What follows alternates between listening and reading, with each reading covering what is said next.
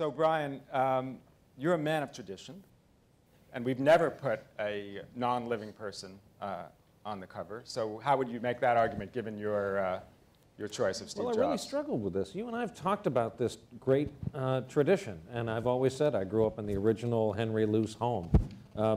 My parents were strivers. We were kind of grindingly middle class, and the very same middle class that I watch getting destroyed before my very eyes in this country.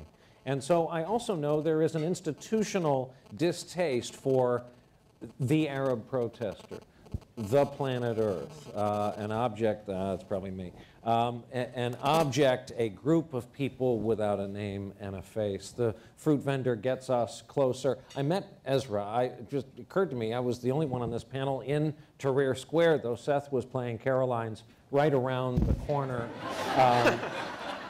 while we were over there. They say you could hear a little bit from inside the club, but I don't think it distracted him from... Louis C.K. killed that night. Yeah, I know.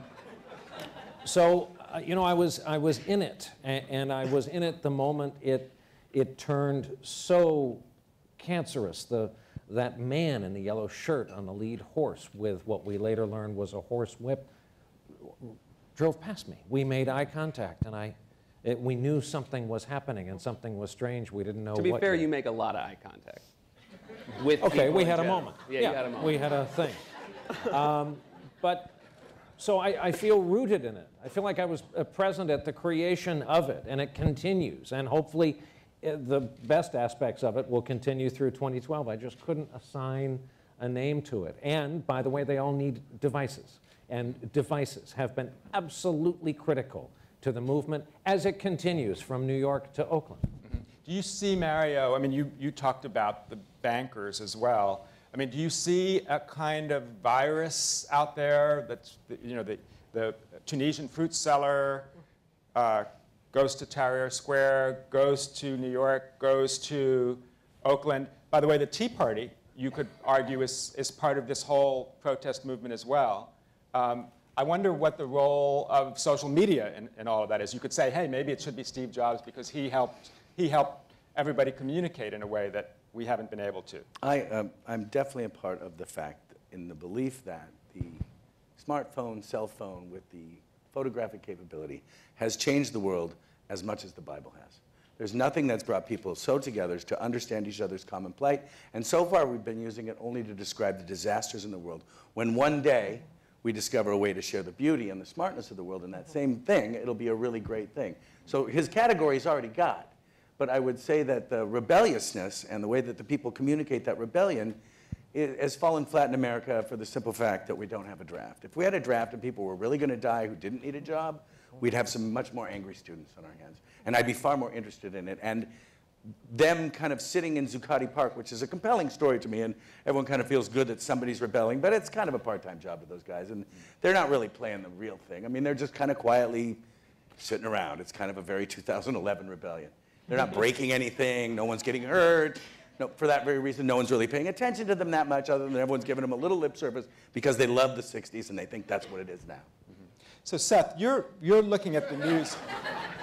You're looking at the news every week, like we are, and there's this kind of fact that everything is more ephemeral than it used to be. I mean, we were showing the video before. There was this incredible earthquake in Japan, and that may change that country and Asia for generations. I mean, things pass away. I mean, is there something that we should be doing that is more enduring? I mean, last year, for example, we decided not to choose Julian Assange, even though he was very much in the news at the end of the year, and look where he is now. How should that affect the choice? Well, I mean, I think it's interesting that Julian Assange is out of the news as much as he is, because I think that he was trying to be an instrument for long-term change and transparency, and he kind of got yelled down. I think that one of the reasons things come and go so fast is people that try to make change happen go away. I mean, I hope Elizabeth Warren is one day Times Person of the Year. I just don't think it's this year, because I don't think the things she wanted to have happen have really happened on a grand scale. So, in regards to that, I mean, that's why I think, at the very least, As far as like it being a part-time job for Occupy Wall Street, I do think people are talking about the fact that the banking system hasn't changed much since 2008 when everything went south. And I think we'd forgotten that until Occupy Wall Street started. So I think it is having actually more of an effect. I know that, where we're following the news, it's coming up a lot more often than it had been. So Grover, do you see, and a lot of people have talked about this, but you're in the middle of it. A lot of people have talked about how the Tea Party and Occupy Wall Street, if they come around the bend, they look at each other and they have a lot in common. They're against big government. They're against big banks. They're against too big to fail. I mean, do you see a kind of consanguinity between the two that they're coming together? I think they see a lot of the things that irritate them. Similarly, their solutions are slightly in different directions, and so they're not, they're sort of moving in different directions. 2010 was a wave election in one direction for more limited government against guys who wanted to raise taxes for the Republicans. Occupy Wall Street would tend to urge you to vote in the other direction. I don't think it quite has the same vibrancy in terms of moving votes or action. In terms of the numbers, it just isn't there in the numbers that you did have with the waves of activity and the number of cities, the small towns.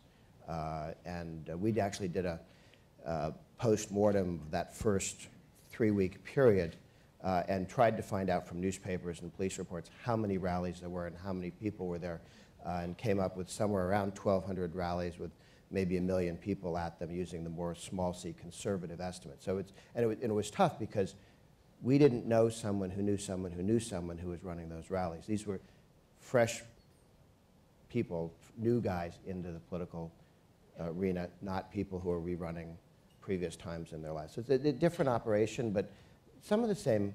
I mean, sometimes the government gets together with the business community and does something stupid and evil together, and everybody can be unhappy about it. So I wonder, thank you, Professor Hill. So your book is called Reimagining Equality, and you talk about some of these issues.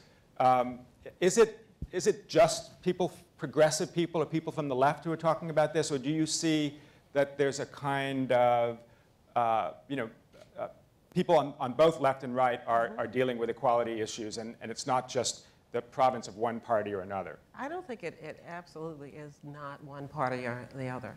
And I say that based on what I get coming to me, the individuals who will tell me I'm a lifelong Democrat, or I'm a lifelong Republican. I've always considered myself conservative, or I've always considered myself liberal, and they're troubled by this. I think one of the things that struck me was that I really like your idea, Mario, of finding somebody who has changed the way we think, not just what we do, but someone who has fundamentally changed the way we think about who we are and where we can go as a country or as a world, as a society. And I think that has to be, that's really where you're talking about long-term change, because activities can just kind of stop and start, and you get another different kind of smartphone. The next time you buy one, you move from BlackBerry to iPhone, or vice versa. All of those things, it's activity, it can change.